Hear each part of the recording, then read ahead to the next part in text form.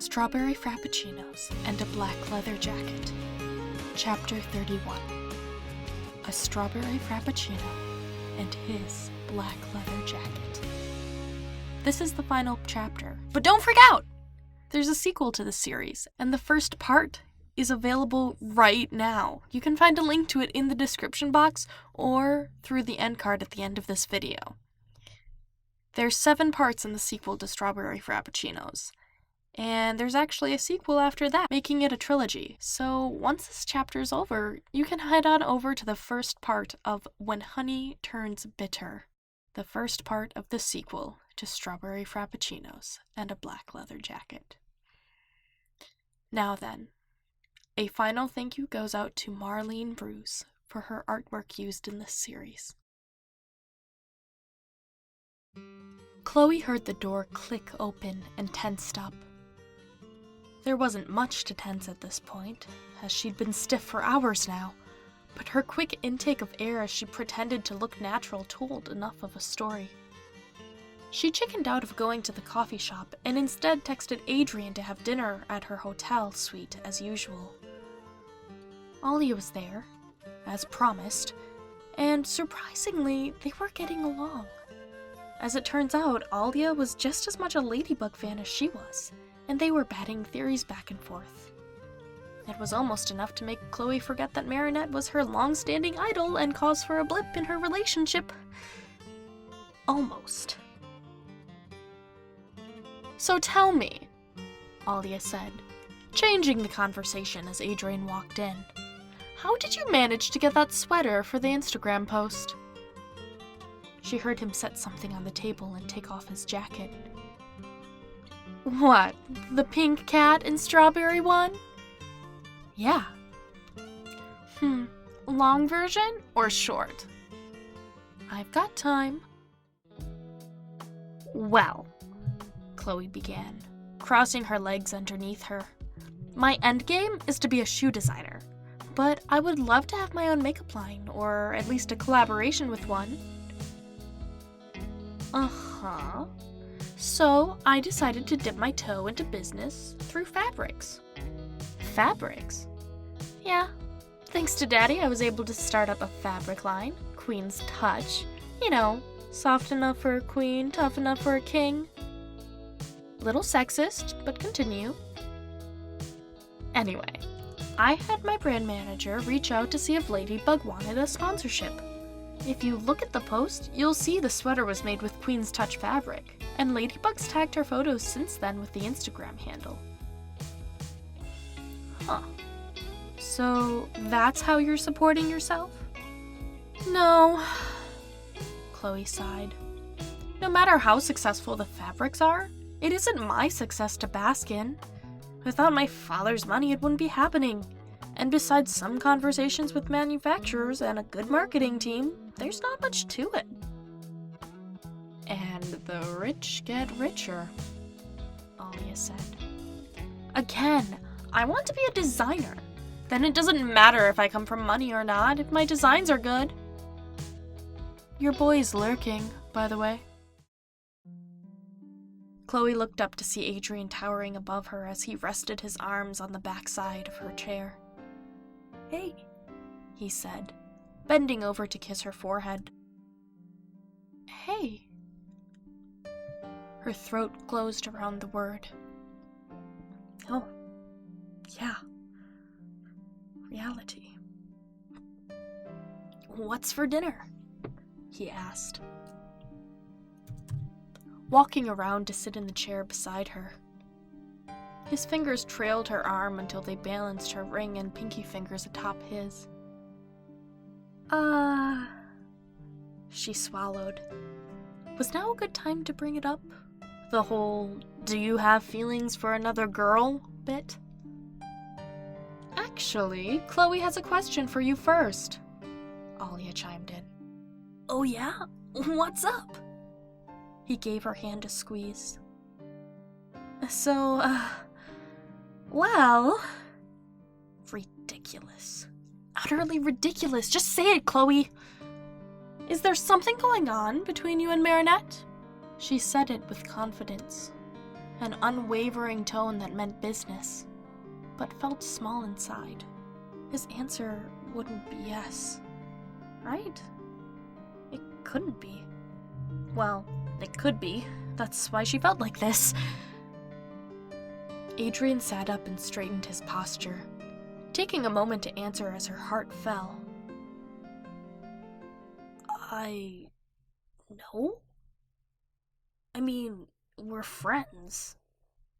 Why? Did I do something to make you feel that way? So, you don't have feelings for her? Chloe, I'm dating you. I'm loyal to you. That wasn't the question. Don't break your tone, Chloe. I asked how you felt about her, not your relationship with me. Well, I like her, and she's fun too. So you've never thought about dating her? Her eyes flicked to Alya as she asked the question, who in turn gave her a small, perhaps even supportive, nod. Adrien noticed the gesture and huffed. Can we have this conversation in private? He asked. No. She felt his fingers twitch, as though he were debating pulling away. Not a good sign. Okay then. Time to brace for the unfortunate answer then. I knew her in high school. Kind of. It didn't mean much then, and it doesn't mean much now. Doesn't mean much? Are you kidding me? Chloe tore her hand away. You said no one else! I haven't done anything wrong here, he said, sighing. Nothing's happened, and it's never going to. That's what they always say. I'm not your ex, Chloe. I need you to trust me a bit on this one. How can I when you're going on dates with her? I'm not going on dates with her. We're just friends. With a girl that doesn't mean much. I didn't know she was the same girl from high school back then. But you know now. She crossed her arms and looked away, turning her back to him as her eyes stung. It wouldn't be a surprise if they were red already. How unflattering.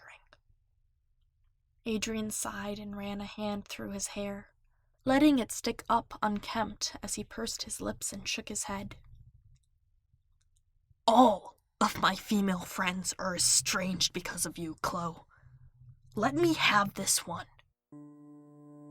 Of all the girls you could be close to, she began. She's the one I trust the least. I'm not trying to make you jealous or upset, he said, softening his tone. But me losing my female friends is a sign of an unhealthy relationship. So I'm unhealthy now? Is that it? Chloe. She didn't want to say it. She didn't want to say it, because if something happened to the two of them and they broke up, he'd only remember it as hysterics of his crazy, jealous ex-girlfriend who should have gone to therapy instead of fashion school. But what could she do? It was a risk, but it's clear he wasn't seeing it from her side. I think we should take a break. Even though it was Chloe who said it, the words hurt her more than any line she'd ever used against another person. Adrien's eyebrows shot up, leaving his jaw hanging open in surprise at her sudden opinion. Time out! She didn't turn to look, but Alya stood with her arms crossed like a referee. Come on, guys, Alya continued. This is getting a little heated. Adrien, how about you step out? Chloe, he said, getting out of his chair to kneel next to her. Nuh-uh, Alya said. Step out. But give it a week. Take a break. Not for you, for her. Chloe heard him shuffle behind her and, without looking, knew he paced behind her and knocked his knuckles together like he always did when tense. Oof. She loved him. She loved him so much. She squeezed tears out of her eyes and inhaled, instantly regretting how loud the sharp breath was. Perhaps she was silly and overreacting, but when she dared to look up, she saw the look Alya gave.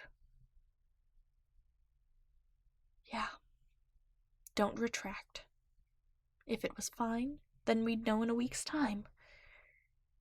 If they weren't, then what? Had she thought this through enough? Oh no. She was acting on impulse. She couldn't take it back now either. The words were said, the message conveyed. She couldn't just grab his phone and delete a voicemail. This was...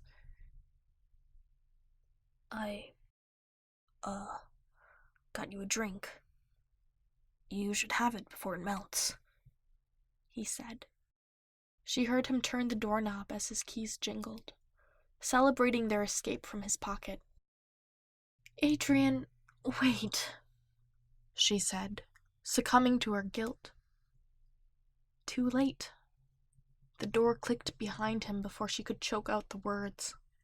She turned to see what he'd left on the table for her, and it made her go from fighting back tears to cracking out a sob. A strawberry frappuccino and his black leather jacket. I'll put this in the fridge, Alya said, her voice soft. She could tell by her footsteps that she didn't know how else to respond. She rested her forehead on her arm, curled up, and willed herself to stop crying. She had work to do. The deadline for next semester's applicants was next week. The best way to process this was to work, right? This wouldn't kill her, so she shouldn't waste time. Do you know how to make tea? She asked. Yes, Alya said.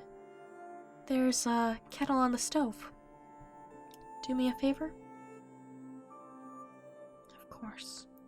No, not the tea. It's about Marinette. Oh?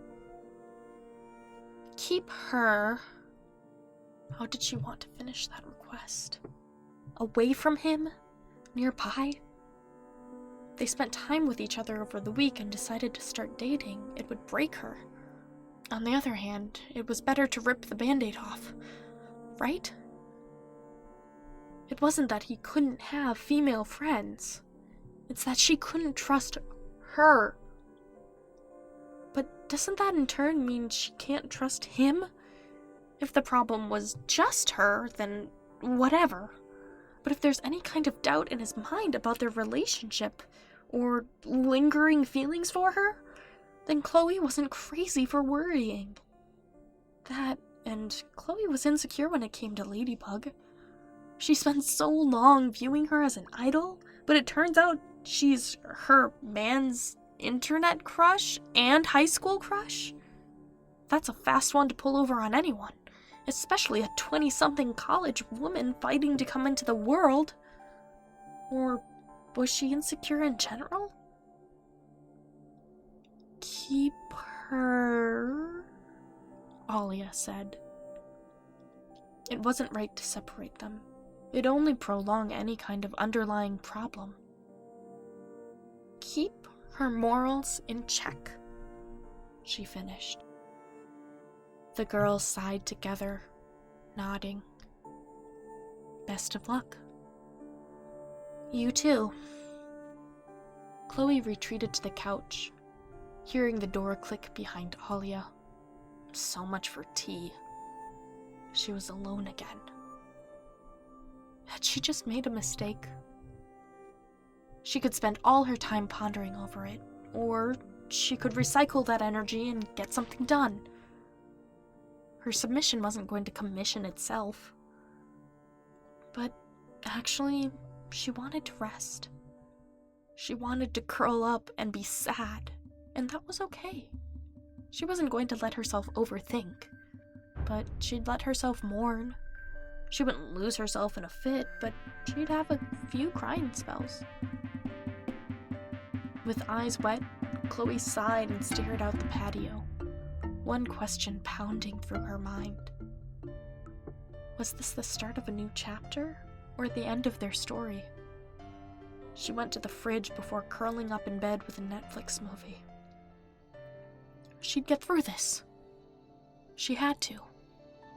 It was only 7 days until she'd get an answer, but right now, she only had 2 things. A strawberry Frappuccino and his black leather jacket. End of season. But that's okay, because the next part is available right now. The first part of When Honey Turns Bitter, which is the sequel, or the second season, or whatever you want to call it, for Strawberry Frappuccinos and a Black Leather Jacket. So once again, you can go straight to the next part by clicking on this end screen button, or finding a link in the description box below, or searching it in the YouTube search bar. Anyway, I will catch you guys in the next part. See you in a hot minute!